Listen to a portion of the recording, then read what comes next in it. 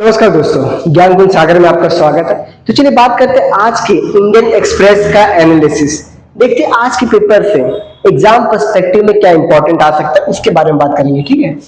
Hamas says it hasn't got Trump plan Israel expands Gaza city assault.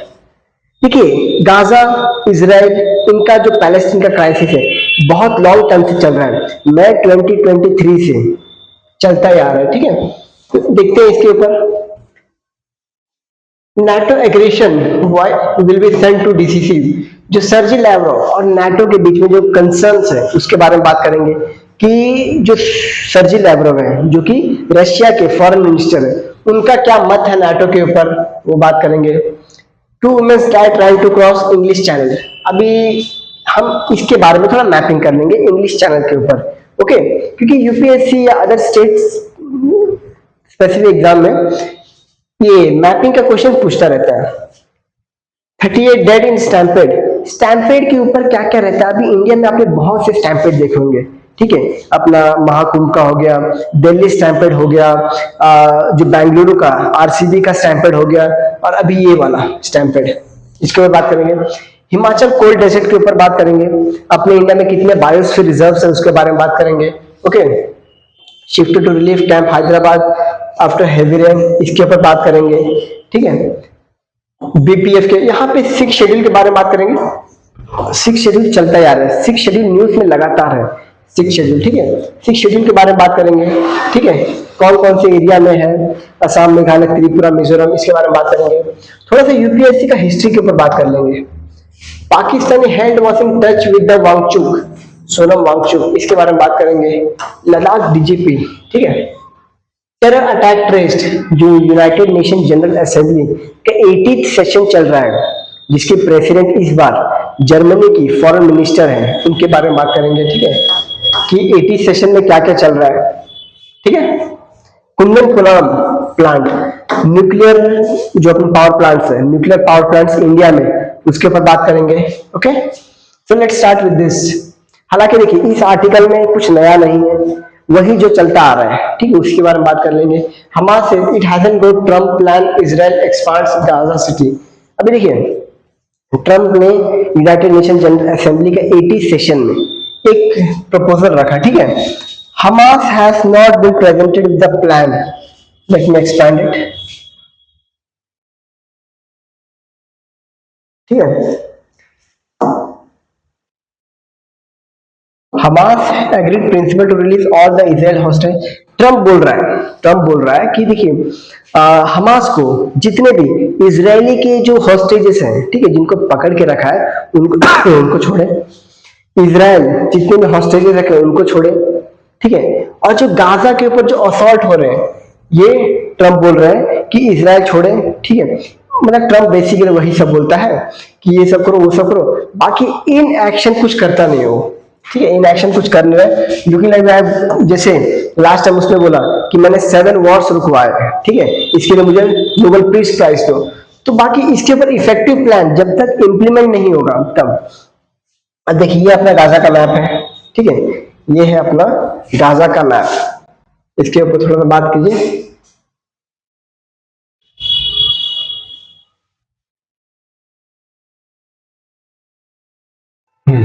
ये है Gaza का map. Okay, और ये पूरा पैलेस्टीन है, ये पूरा पैलेस्टीन है, 1949 में था। ठीक है, और ये है अपना 1970s का इजराइल। ये अभी का 2025 का इजराइल है, अभी का 2025 का इजराइल है। इससे मेजॉरिटी ऑफ द रीजन है ये इजराइल ने ले लिया है। ठीक है, ये 1949 में यूएसए के कहने पर आया था कि आप लोग जेरूसलम के एरिया में आके अपना जो ज्यूज का स्टेट बसाओ। ठीक है, अब वहां से अभी तक पूरा पैलेस्टीन का पूरा एरिया इजराइल के पास हो गया। ठीक है, नेक्स्ट, अब ये देखिए ये है गाजा। अब गाजा में कुछ रीजन है। ठीक है, अब देखिए ये जो पूरा रीजन है ना, ये वाला जो मेडिटेरेनियन से आता है, इसको लेवांत बोलते हैं। लेवांत वाला रीजन, लेवांत। ठीक है, ये यूपीएससी में पूछा गया है। अब यहाँ पे कुछ रीजन है, रफा है, रफा। ठीक है, रफा कॉरिडोर हो गया, खान यूनिस आ गया, कि ऐसे क्वेश्चन पूछता है। खान यूनिस आ गया, कतीफ आ गया, कफार दरोम आ गया, नजरीम आ गया, नजरीम आ गया, ठीक है। ये सब यहाँ पे आता है एरेस क्रॉसिंग। क्या आता है? Erez crossing, Erez crossing, Erez crossing, ठीक है। ये कहाँ पे आता है अपना? यहाँ पे लेबनान से कनेक्टेड रहता है। किससे रहता है? लेबनान से कनेक्ट रहता है। ये अपना जेरूसलाम है। Jerusalem is a centre point of Abrahamic religion, जो भी क्रिश्चियनिटी हो गया, ठीक है, ये इस्लाम हो गया, इसका सेंटर है जेरूसलाम, ठीक है। One of the most holiest place on earth बोला जाता है जेरूसलाम को, ओके। ये जॉर्डन नदी है, ये है सी ऑफ गैलिली, ये आपको दिख रहा है, ये है sea of Galilee, sea of Galilee, sea of Galilee. ये है डेड सी, ये है डेड सी, ठीक है, ये डेड सी है, ओके। अब यहीं पे अपना ये इजराइल आ गया।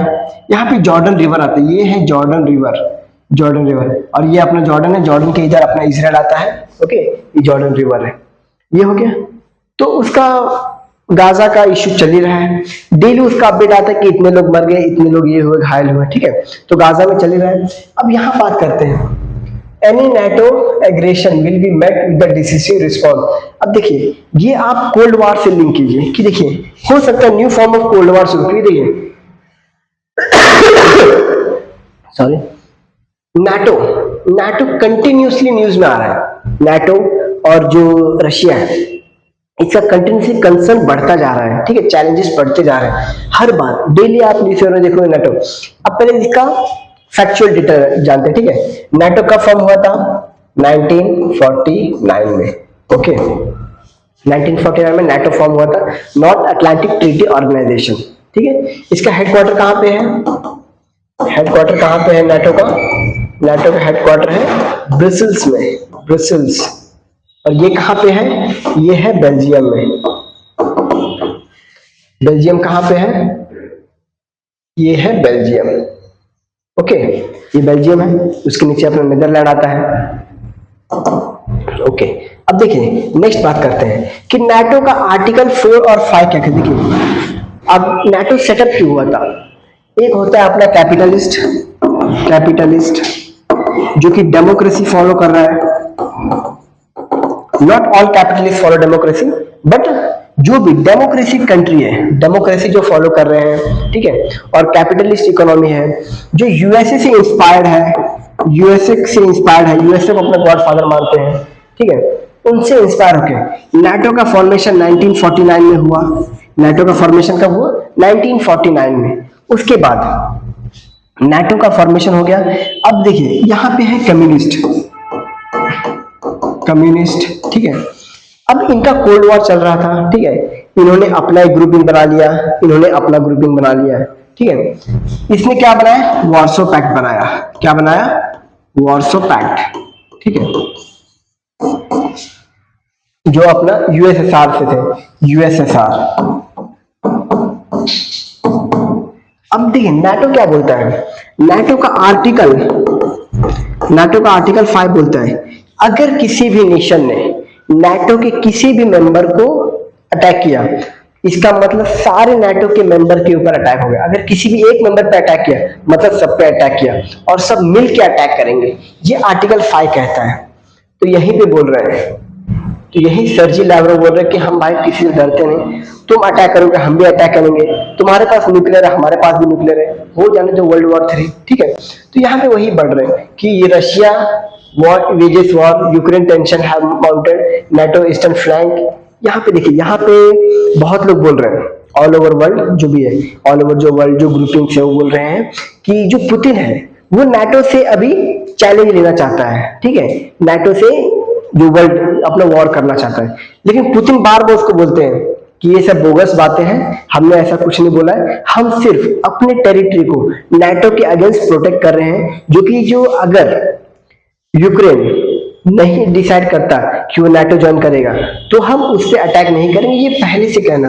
अपने प्राइम मिनिस्टर मोदी जी कहते हैं कि देखिए कोई भी निर्णय हो युद्ध भूमि में नहीं हो सकता, रणभूमि में नहीं हो सकता, उसे टेबल के ऊपर आके डिस्कशन करके बात सुलझाना पड़ेगा, ठीक है, टेबल पे आके बात करना पड़ेगा। अब देखिए ये है आपका नेटो मेंबर, टोटल कितने कंट्री है, टोटल 32 कंट्री है। लेटेस्ट कौन सा है, Sweden is the latest country, ठीक है, स्वीडन लेटेस्ट कंट्री है। ये फिनलैंड है, आपने फिनलैंडाइजेशन का कॉन्सेप्ट सुना होगा। फिनलैंड देखिए जो यूएसए वर्सेस यूएसएसआर का कंसेप्ट चल रहा था, तो बहुत से ये सब नेशन जो है ये यूएसए के साथ मिक्स हो गए थे, ठीक है।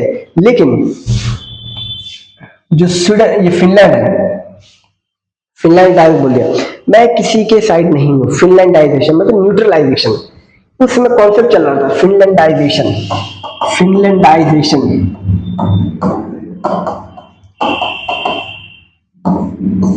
ठीक है, फिनलैंडाइजेशन मतलब न्यूट्रल रहना है ये, लेकिन अभी खुद नाटो का मेंबर बन गया है।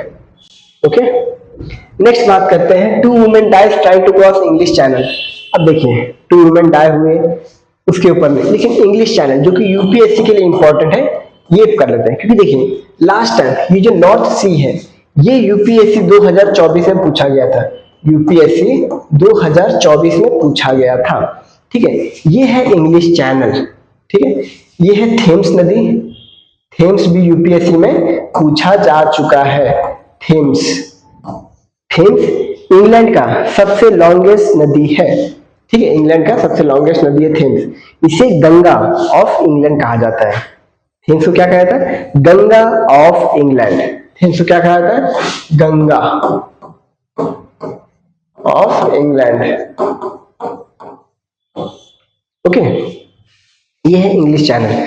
इसके बाउंड्रीज में कौन कौन आते हैं, इंग्लैंड आ गया, फ्रांस आ गया, ठीक है, मेजरली ये फ्रांस है, ये इंग्लैंड है, ये इंग्लिश चैनल है, ये डोवर स्ट्रेट है, Dover straight, Dover straight.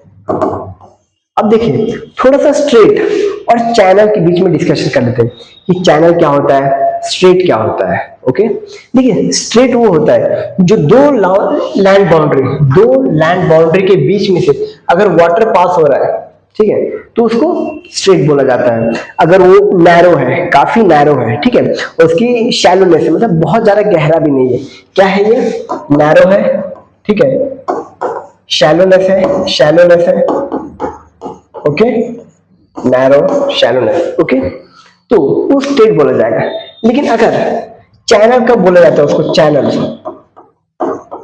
Channel कब बोला जाएगा, जो वाइडर हो, वाइडर हो, जैसे आप ये देख रहे हो वाइडर है, दो कंट्रीज के बीच में लेकिन वाइडर है, ठीक है, वाइडर हो, ठीक है, और गहरा भी हो, ठीक है, और ये गहरा भी हो यानी कि डीप, तो इसे क्या बोला जाएगा, चैनल बोला जाएगा।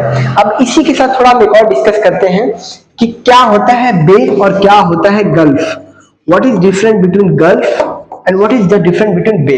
देखिए आपने यहाँ पे सुना होगा gulf of Mexico, gulf of Mexico,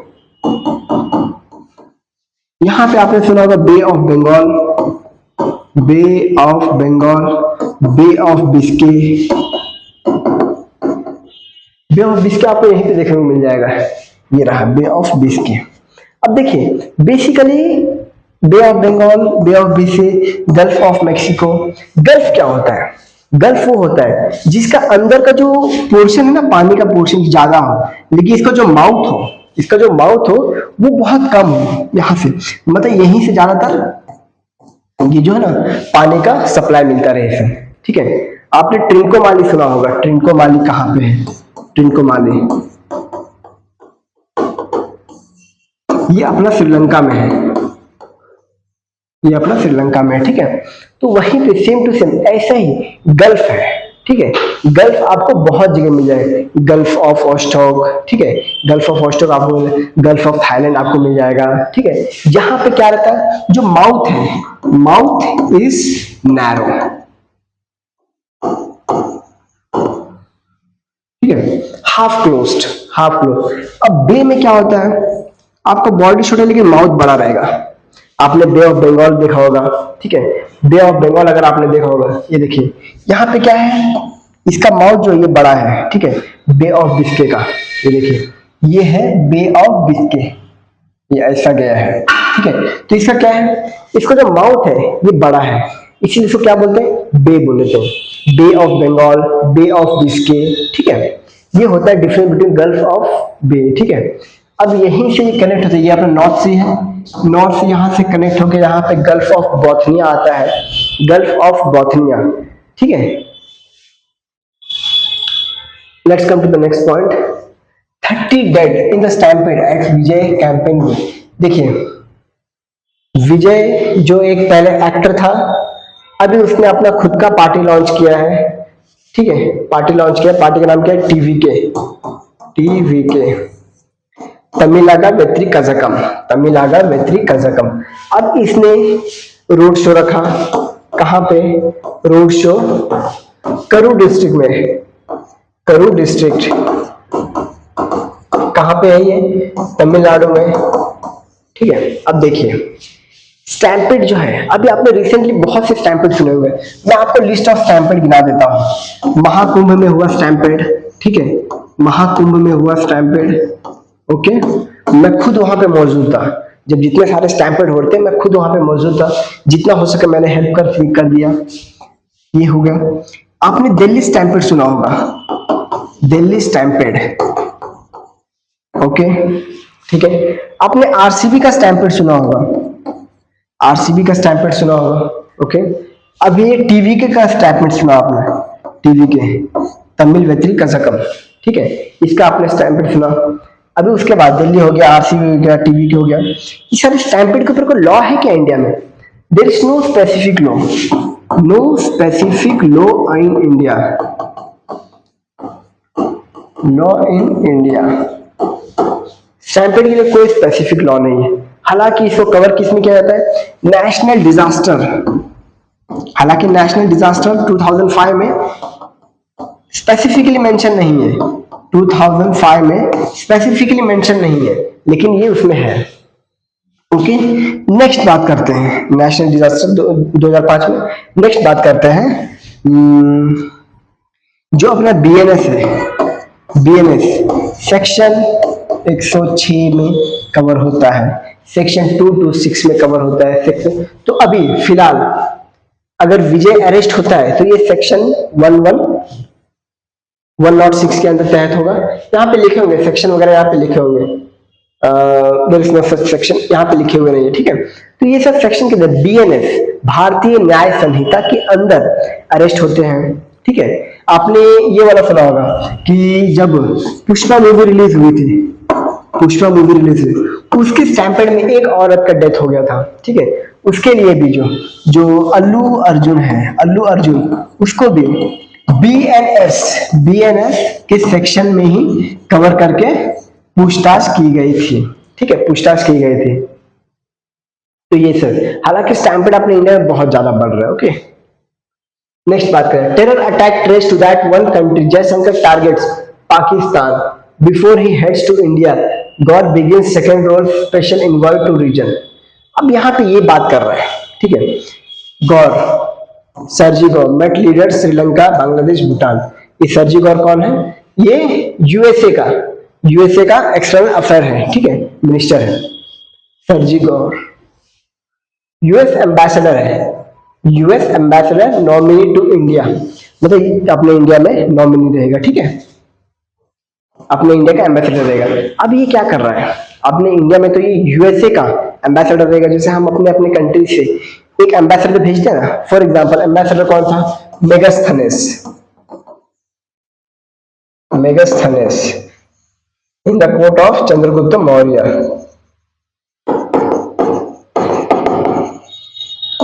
ये एम्बेसडर था, ओके। तो ये ऐसे US ambassador nominee to India Sergio Gor, who will also be the Trump administration special envoy for South and Central Asia, has got down his second role quickly, meeting up Bangladesh, Sri Lanka, Bhutan on sidelines United Nations General Assembly। अभी United Nation General Assembly का 80th session चल रहा है, 80th session of United Nation General assembly, ठीक है। इसके president कौन है? अन्नालेना बारबॉक। Annalena Baerbock is the president of 80th session of United Nations General Assembly, ठीक है। और ये जर्मनी की फॉरेन मिनिस्टर रह चुकी है, फॉरेन मिनिस्टर रह चुकी हैं। लाइक देखिए, हर साल जो यूनाइटेड नेशन जनरल असेंबली में जो प्रेसिडेंट रहता है, हर साल अलग अलग कंट्रीज का जो हेड रहता है, ठीक है, या वहां पे कोई स्पेशल पोजीशन पे रहता है, ब्यूरोक्रेट रहता है, मिनिस्टर रहता है, उनको प्रेसिडेंट बनाया जाता है। लास्ट टाइम कैमरून जो हेड है उनको बनाया गया था। ओके, तो ये हो गया। अब यहाँ पे बात है कि जो सर्जी लावरोव है, ये श्रीलंका के जो है, जो भी वहां पे जो श्रीलंका के लीडर्स आए थे, मिनिस्टर्स आए थे, उनसे बात कर रहा था, ठीक है, बांग्लादेश से बात कर रहा था, भूटान से बात कर रहा था, ठीक है। तो यहाँ पे देखा जा रहा है कि जब इन्होंने अपने एस जयशंकर साहब ने टेररिस्ट के बारे में बताया कि देखिए टेररिस्ट का प्रॉब्लम हमारे इंडिया में बहुत ज्यादा है, तो उन्होंने जितना उतना काफी खास रिस्पॉन्स दिया नहीं, ठीक है। तो आने वाले समय में देखते हैं ये कैसे एम्बेसडर प्रूफ होते हैं, ठीक है, इससे बात करेंगे। Pakistan held was in touch with the Wangchuk sent info Ladakh DGP. अब देखिए, कल के दिन नहीं, परसों के दिन अपने सोनम वांगचुक जी अरेस्ट हुए, ठीक है, परसों फ्राइडे था, परसों के दिन अरेस्ट हुए। अब अरेस्ट होने के बाद इनके ऊपर कार्रवाई की गई, ठीक है। कार्रवाई में कुछ ऐसा पता चल रहा है कि पाकिस्तानी कुछ लीडर्स है, उनके साथ इनका बातचीत हो रहा है अच्छे से। लास्ट टाइम आपने देखा होगा फरवरी 2025 में सोनम वांगचुक जी कहाँ गए थे? पाकिस्तान गए थे। लेकिन ये पाकिस्तान गए क्यों थे? ये पाकिस्तान गए थे एनवायरमेंटल समिट के लिए। ये किसके लिए गए थे? एनवायरमेंट समिट के लिए गए थे। एनवायरमेंट समिट के लिए गए थे। कहां पे? पाकिस्तान। अब देखिए, अभी इनके ऊपर सिर्फ नाम गए, अभी ये कन्विक्ट नहीं है, सिर्फ एक्यूज्ड है, अभी ये कन्विक्ट नहीं है, ठीक है। बट बेसिकली मुझे नहीं लगता कि देखिए जो अभी लद्दाख में प्रोटेस्ट चल रहा है ये इनकी वजह से चल रहा है, ठीक है। इन्होंने 6 शेड्यूल का डिमांड किया है। इन्होंने किसका डिमांड किया है? 6 शेड्यूल का डिमांड किया। अभी मैं आपको आगे बताऊंगी 6 शेड्यूल वाले रीजन के बारे में बताऊंगा, ठीक है, कि अपने इंडिया में कौन कौन से रीजन 6 शेड्यूल में आता है, ठीक है। अभी उनमें से एक के ऊपर इलेक्शन हुआ है, ठीक है। ऑटोनोमस डिस्ट्रिक्ट काउंसिल क्या होता है उसके ऊपर बात करेंगे, ठीक है। तो 6 शेड्यूल की बात करेंगे और स्टेटहुड का डिमांड कर रहे हैं, ठीक है, स्टेटहुड का डिमांड कर रहे हैं। तो इसी की वजह से लद्दाख में लार्ज नंबर पे जेनजी प्रोटेस्ट शुरू हो गया। जेनजी प्रोटेस्ट, ठीक है, जेनजी प्रोटेस्ट जो आपने हाल ही में नेपाल में देखा, ठीक है, नेपाल में आपने जेनजी प्रोटेस्ट देखा, उसी का अभी एक छोटा सा नमूना आपने लद्दाख में देखा। होप कि ये ऑल ओवर इंडिया ना फैले, क्योंकि इंडिया में वैसे तो बेरोजगारी बहुत ज्यादा है। सरकार जो है, not only central, state government भी जो जॉब्स वगैरह है प्रोवाइड नहीं करवा रहे हैं, ठीक है। स्किल एम्प्लॉयमेंट उतना ज्यादा हो नहीं रहा है, ओके। तो होप कि जेनजी रिवॉल्यूशन इंडिया में ना आए, वरना जेनजी रिवॉल्यूशन अगर इंडिया में आए तो इंडिया डेफिनेटली 10 साल पीछे चला जाएगा, क्योंकि जेनजी रिवॉल्यूशन बहुत तोड़फाड़ होते हैं, ठीक है। नेपाल में प्राइम मिनिस्टर का घर जला दिया, फॉर्मर प्राइम मिनिस्टर का घर जला दिया, पार्लियामेंट जला दिया, ठीक है। तो उससे बहुत ज्यादा नुकसान होता है। तो जेनजी रिवॉल्यूशन ना आए वही बेटर है, ठीक है, उसे बहुत जान चले जाते हैं। अब सोनम वांगचुक जी देखिए, एक बहुत बड़े साइंटिस्ट हैं, इनोवेटर है, ठीक है, इंजीनियर है। इन्होंने लद्दाख में बहुत से अच्छे काम किए हैं, जैसे आइस स्तूपा बनाना, ठीक है, वहां पे इरिगेशन का प्रॉब्लम सॉल्व किया, आइस स्तूपा बना के वाटर का प्रॉब्लम, इरिगेशन का प्रॉब्लम सॉल्व किया। ये है आइस स्तूपा, ठीक है। दूसरा इनका इनोवेशन था solar heated tent, solar heated military tent, ठीक है, made in India in just 4 week, 4 week में बना, मतलब 1 महीने में। और इसमें क्या है बताओ कि -40 डिग्री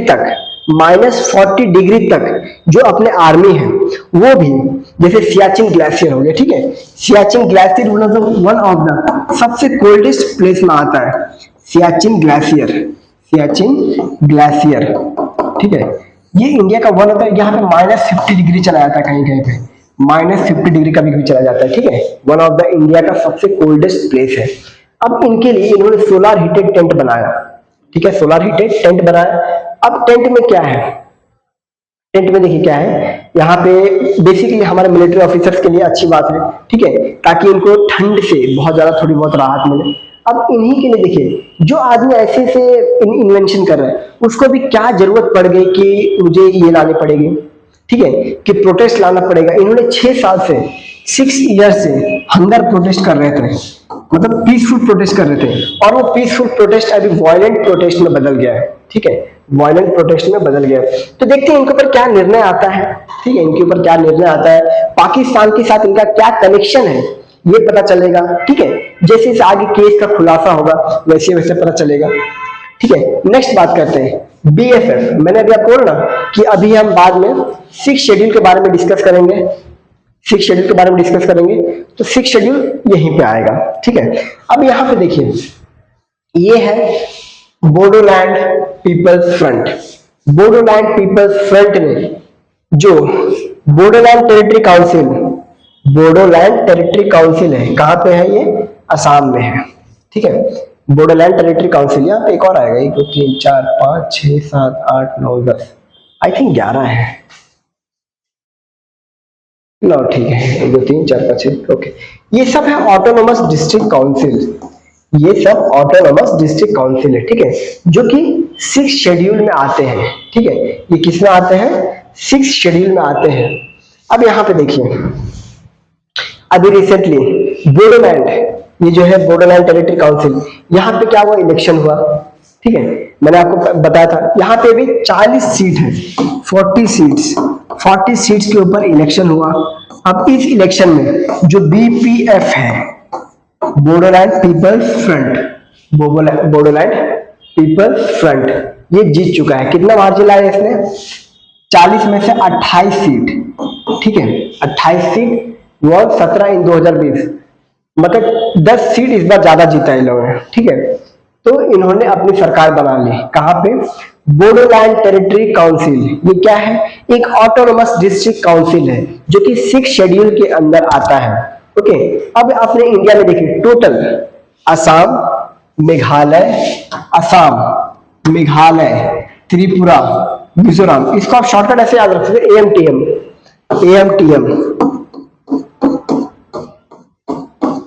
ये एटीएम स्क्वायर लिख सकते हैं, एटीएम स्क्वायर याद रखने के लिए, ठीक है, एटीएम स्क्वायर, असम, त्रिपुरा, मेघालय, मिजोरम, इसका व्यास है, जो कि 6 शेड्यूल में आते हैं।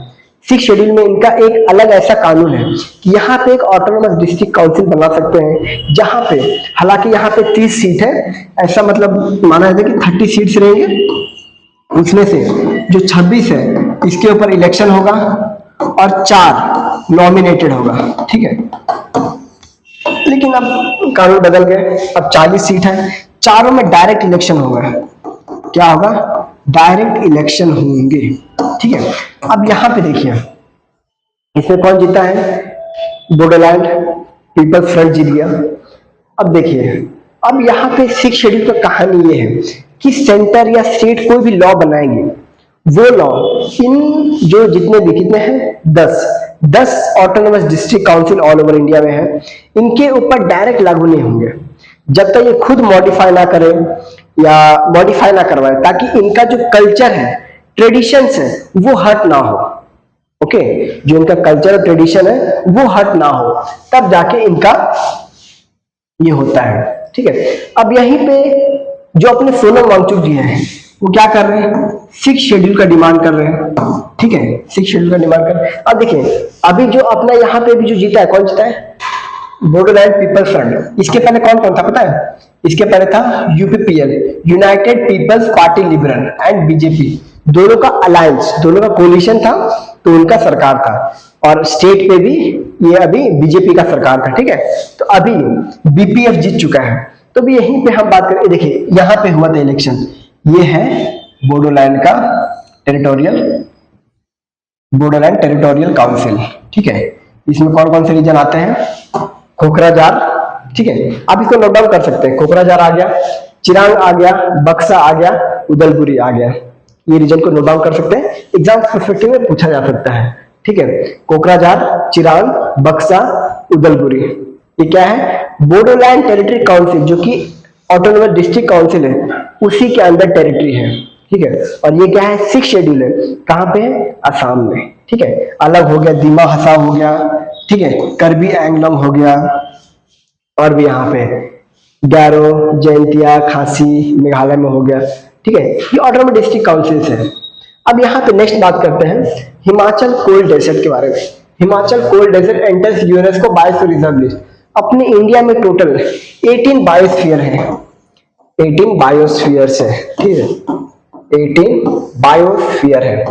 इसमें से 12 जो है, 12 जो है वो यूनेस्को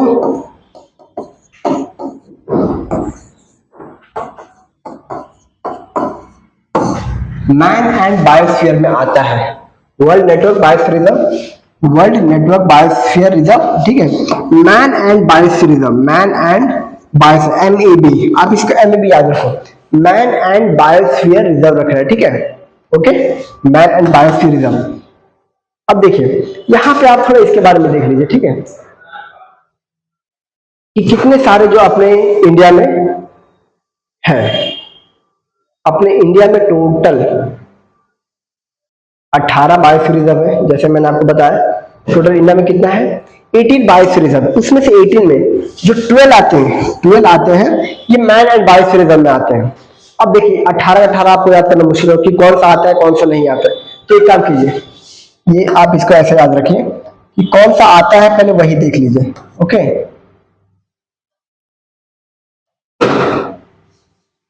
कोल्ड डेजर्ट नहीं आता, ये आया उसके बाद में बात करेंगे, ठीक है।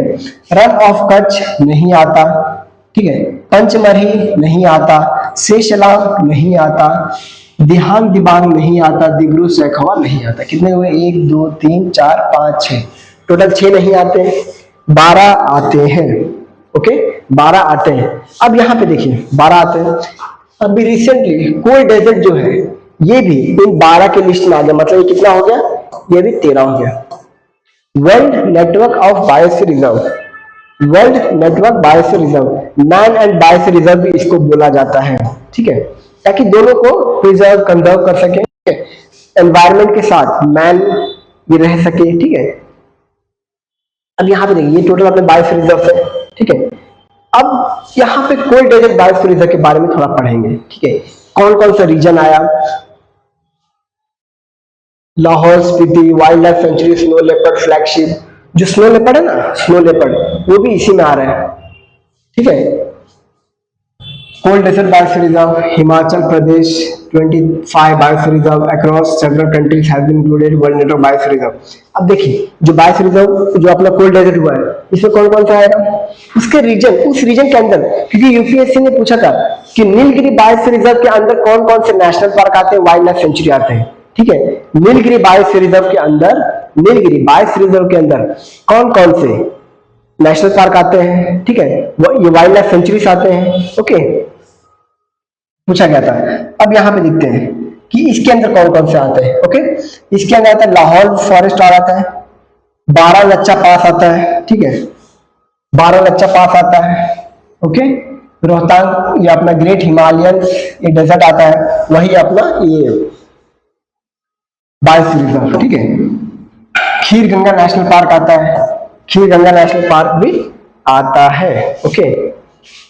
भरतपुर आता है, सरचू आता है, भरतपुर सरचू आता है, ओके। नेशनल पार्क कौन कौन सा आता है, किब्बर वाइल्ड लाइफ सेंचुरी आता है, चंदेर ताल वाइटलैंड आता है, चंदेर ताल चंदेर ताल,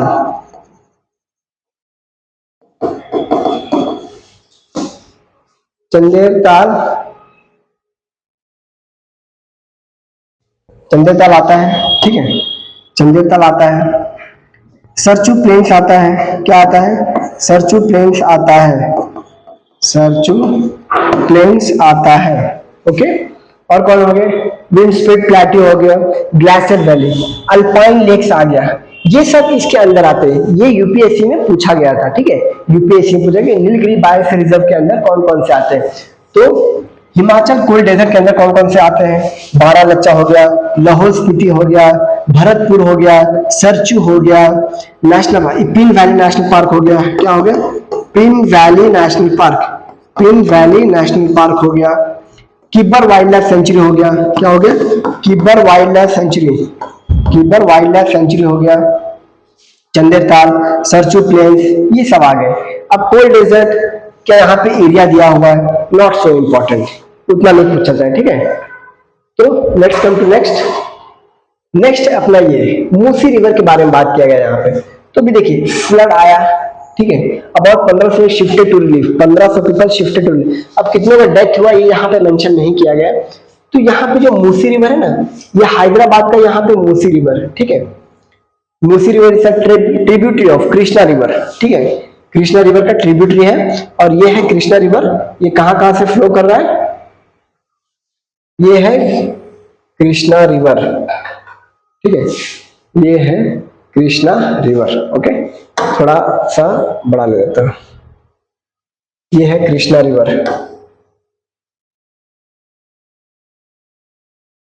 जब तुंगभद्रा रिवर मिलता है यहाँ पे तो कृष्णा रिवर का फॉर्मेशन होगा, ठीक है।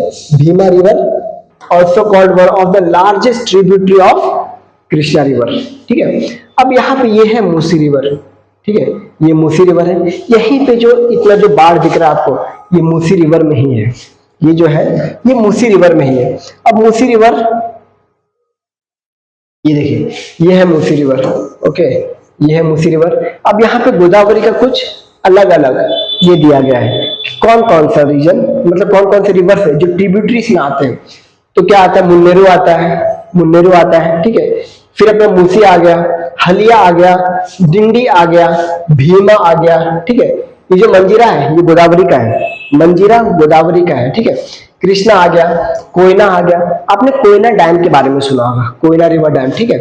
पंचगंगा आ गया, घाट प्रभा आ गया, घाट प्रभा और माल प्रभा के बारे में आपने सुना होगा, Ghataprabha and Malaprabha. Ghataprabha dam के बारे में आपने सुना होगा, किसके बारे में, Ghataprabha dam, Ghataprabha dam, ठीक है। घाट प्रभा डैम के बारे में आपने सुना होगा, ठीक है। माल प्रभा, घाट प्रभा, माल प्रभा, तुंगभद्रा रिवर, ठीक है। यहाँ पे तुंग रिवर है और ये भाद्रा रिवर है, ठीक है। ये दोनों जब रिवर मिलते हैं तो तुंगभद्रा रिवर बनते हैं, ठीक है। तो ये डायरेक्ट जाके अपना कृष्णा रिवर मिलते हैं। और कृष्णा रिवर ये देखिए ये तमिलेरु लेक है, ये तमिलेरु रिवर है, तमिलेरु। मैंने लास्ट टाइम बताया था कि तमिलेरु रिवर क्या इंपॉर्टेंस क्या है। तमिलेरु रिवर,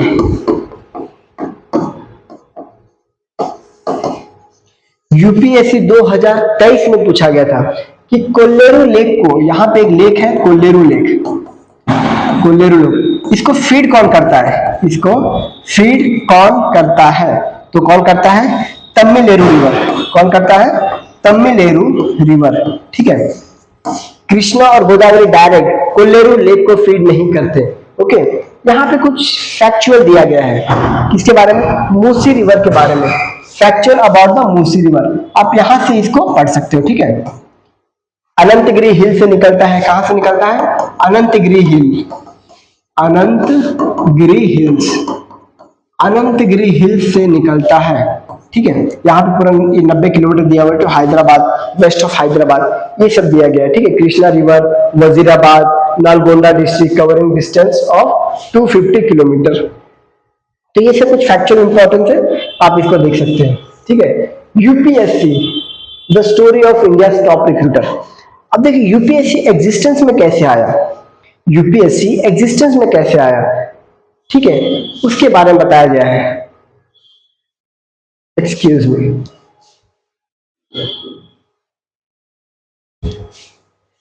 यूपीएससी एग्जिस्टेंस में कैसे आया उसके बारे में बताया गया है, ओके। यूपीएससी एग्जिस्टेंस में कैसे आया कि ब्रिटिशर्स का क्या रोल है उसके ऊपर पूछा गया है। ये पूरा यूपीएससी का फॉर्मेशन का इतिहास बताया गया। तो एज अ यूपीएससी स्टूडेंट्स के लिए जानना भी, यहाँ पे देखिए हम पूरा डिटेल में पढ़ेंगे, आपको ये पता है और ये भी हो सकता है आप इसको स्किप कर दोगे अगर आप यूपीएससी स्टूडेंट हो, क्योंकि यूपीएससी के ऊपर क्वेश्चन नहीं पूछता कि यूपीएससी क्या है। हाँ, इसमें कोई कमीशन हो सकते हैं उसके ऊपर है, जिससे अपना हो गया ली कमीशन, ली कमीशन, ठीक है, ठीक है। अभी जो कोई एडमिनिस्ट्रेटिव का जिसका होगा ऑप्शनल, ठीक है, पबेट, उसके ऊपर पूछेगा, ओके।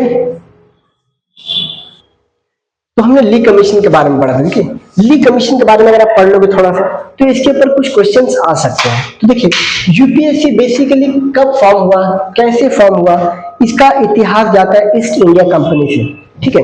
ईस्ट इंडिया कंपनी में जब अपना रेगुलेटिंग एक्ट आया था। कब आया था रेगुलेटिंग एक्ट? 1773 में रेगुलेटिंग एक्ट आया था, ठीक है। अब रेगुलेटिंग एक्ट से यहाँ पे ये देखिए, ये जो यहाँ पे लिखा है मैं वही बता रहा हूँ। रेगुलेटिंग एक्ट में जब बैटल ऑफ प्लासी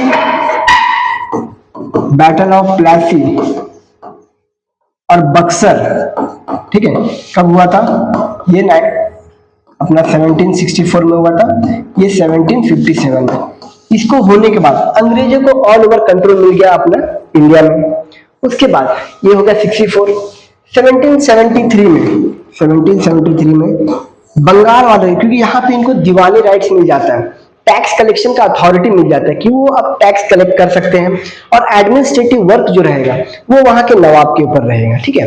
मतलब नवाब को ये सालाना कुछ पैसे दे देंगे ताकि वो वहां का एडमिनिस्ट्रेशन कर सके। बाकी जो टैक्स कलेक्ट करके जितना भी पैसा आएगा किसके पास आएगा? वो ब्रिटिश के पास आएगा। किसके पास आएगा? वो ब्रिटिश के पास आएगा, ठीक है। अब ये इतना ही, ये हिस्ट्री हो गया। अब देखिए 1773 में जब रेगुलेटिंग एक्ट आया, कौन था अपना? हेस्टिंग, वॉरेन हेस्टिंग, ठीक है, हेस्टिंग था, वॉरेन हेस्टिंग। इसके बाद कौन आया? कॉर्नवालिस, ठीक है। अब इन दोनों को, हालांकि अगर आप पबेट पढ़ोगे तो पबेट में आपको Cornwallis as a father of Indian administration बताया जाएगा कि कॉर्नवालिस नहीं है जिसने कॉर्नवालिस ने ही इंडिया में आईसीएस का, इंडियन सिविल सर्वेंट का नींव रखा, उसका ट्रेनिंग के लिए रखा, ठीक है। अब यहाँ पे उसके बाद आता है अपना वेलेस्ली आता है, ठीक है, वेलेस्ली आता है। वेलेस्ली ने फोर्ट विलियम कॉलेज एस्टेब्लिश किया, फोर्ट विलियम कॉलेज, ठीक है। किसके लिए? ताकि जो सिविल सर्वेंट्स हैं उनकी ट्रेनिंग के लिए, सिविल सर्वेंट्स की ट्रेनिंग के लिए फोर्ट विलियम कॉलेज एस्टेब्लिश किया। कब? 1799 में, ठीक है। अब ये वही वेलेस्ली है, ठीक है, जिसने ये सब्सिडियरी अलायंस लेके आया। क्या लेके आया था? Subsidiary alliance, subsidiary alliance.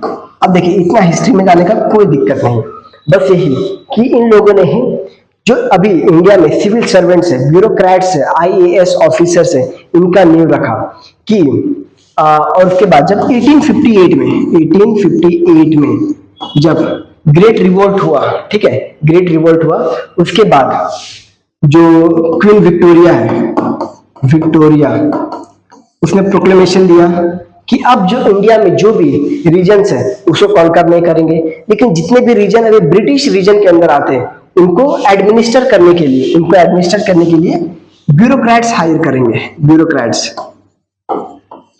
तो अब यहीं से यहाँ पे पूरा दिया गया है कि कैसे अपने इंडिया में आईएएस ऑफिसर्स का शुरुआत होता है, ठीक है। अब यहाँ पे हो गया 1858 चार्टर कंपनी एक्ट बना, सिविल सर्वेंट चेंज। अब यहाँ पे उन लोगों ने चार्टर एक्ट के द्वारा सिविल सर्वेंट को रिक्रूट करने का प्रक्रिया शुरू कर दिया।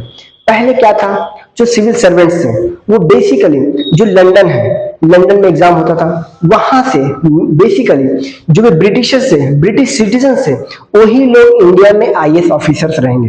लेकिन 1864 के बाद ये चेंज हुआ है, ठीक है। 1864 के बाद इंडियंस को भी अलाउ किया गया ताकि वो भी इंडियन एडमिनिस्ट्रेटिव सर्विस, जो कि उस समय इंडियन सिविल सर्वेंट था, वहां पे अपना योगदान देने लगे, ठीक है। अब यहाँ पे वही बताया कि 1858 में jurisdiction was extended to the Indian civil services. At first recruitment commission were done in the direct route through a written test.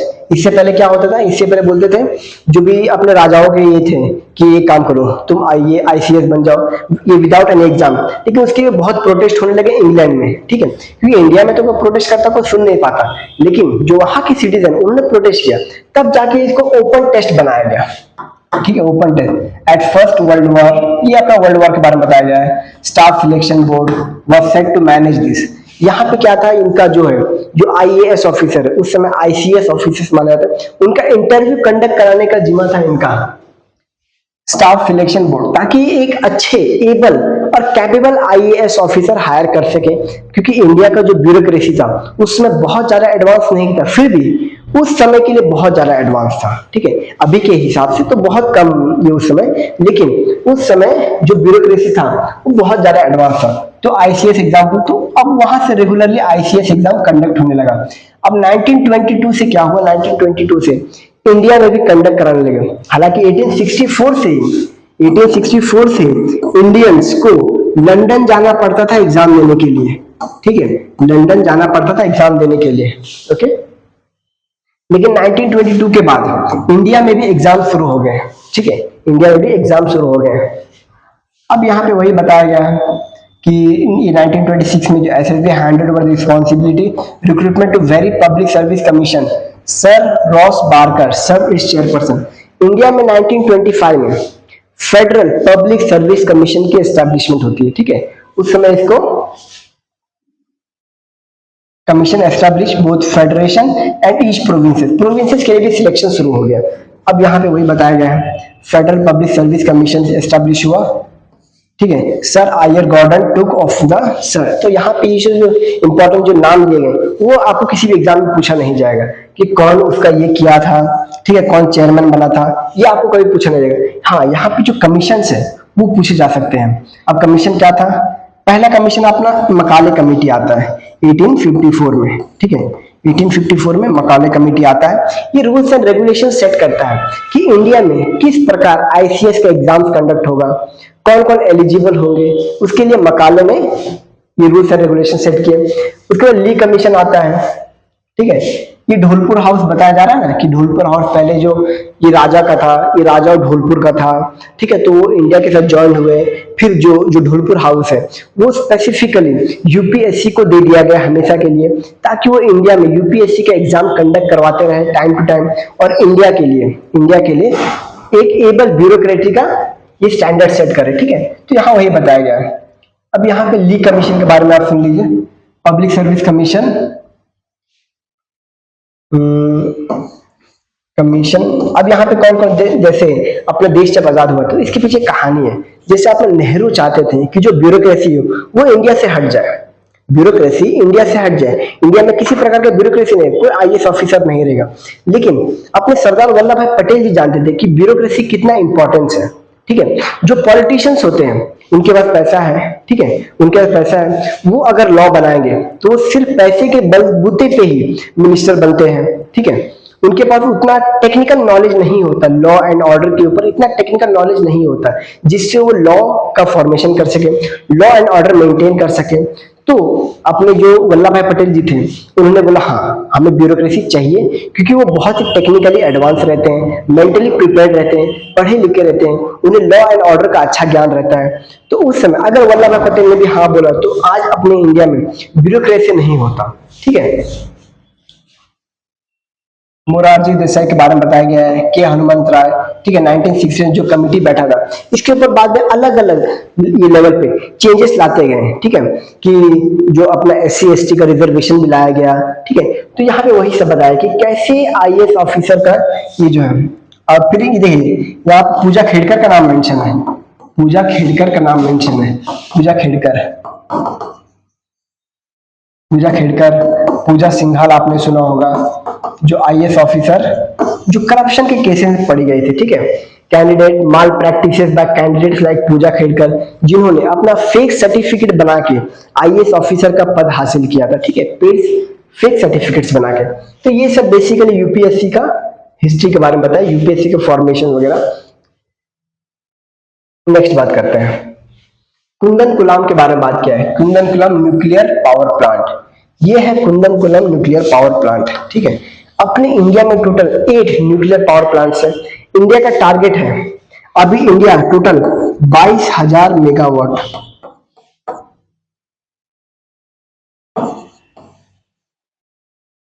इतना टारगेट लिया। अभी total something around 7,000 megawatt India generate करता है, इतना टारगेट लिया हुआ है।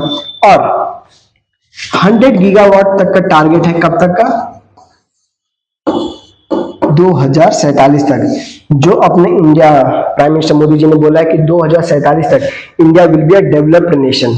अभी इंडिया डेवलपिंग के फेस में है, डेवलप नेशन नहीं है। तो 2047 तक जब इंडिया डेवलप नेशन हो जाएगा तब तक टारगेट है कि 100 गीगावाट अपना जो एनर्जी जनरेशन कैपेसिटी है वो न्यूक्लियर पावर प्लांट से आएगा, न्यूक्लियर पावर प्लांट। आपको पता है फ्रांस में मेजरली जो एनर्जी जनरेशन होता है वो अपना न्यूक्लियर से होता है, समथिंग अराउंड 90% से भी ज्यादा। जो भी एनर्जी का नीड है वो न्यूक्लियर पावर प्लांट से ही ये होता है। ओके, तो अपने इंडिया में ये अलग है। नरोरा एटॉमिक कहाँ पे, यूपी में है। राजस्थान एटॉमिक ये अपना राजस्थान में है। ककरापाड़ कहाँ पे, ये अपना गुजरात में है। तारापुर महाराष्ट्र में है। कायगा कर्नाटका में है। मद्रास में एटॉमिक पावर स्टेशन है।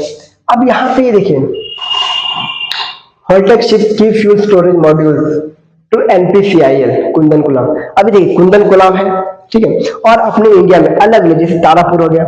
इसके ऊपर एक डिटेल वीडियो कम से कम 1 घंटा लगेगा इसको पूरा डिटेल वीडियो एक्सप्लेनेशन करने में, कि देखिए इंडिया में कौन कौन से फेज होते हैं न्यूक्लियर पावर प्लांट के फेज, फर्स्ट, सेकेंड, थर्ड। तो अलग अलग जनरेशन होते हैं, ठीक है, कि पहले अपना यूरेनियम यूज करना है, ठीक है, प्लूटोनियम यूज करना है। जो अपना थर्ड स्टेज में जलाएंगे, जब थर्ड स्टेज में है तब थोरियम यूज करना है, ठीक है। तो उसके बारे में डिटेल में डिस्कशन होगा थोरियम के बारे में। तो और थोरियम कहाँ कहाँ पाया जाता है, यूरेनियम 235 क्या होता है, यूरेनियम 235 क्या होता है, यूरेनियम एनरिचमेंट क्या होता है, यूरेनियम एनरिचमेंट क्या होता है, ठीक है। यूरेनियम को हम 5% तक ये अगर एनरिच करें तो क्या होता है, मतलब 50% तक एनरिच करें तो क्या होता है। यहाँ पे न्यूक्लियर बॉम्ब्स बनते हैं और यहाँ पे इलेक्ट्रिसिटी बनता है। तो इसके ऊपर डिटेल डिस्कशन लेके आऊंगा नेक्स्ट वीडियो में। ओके, ये अपना हिंदू एनालिसिस अभी खत्म होता है। धन्यवाद।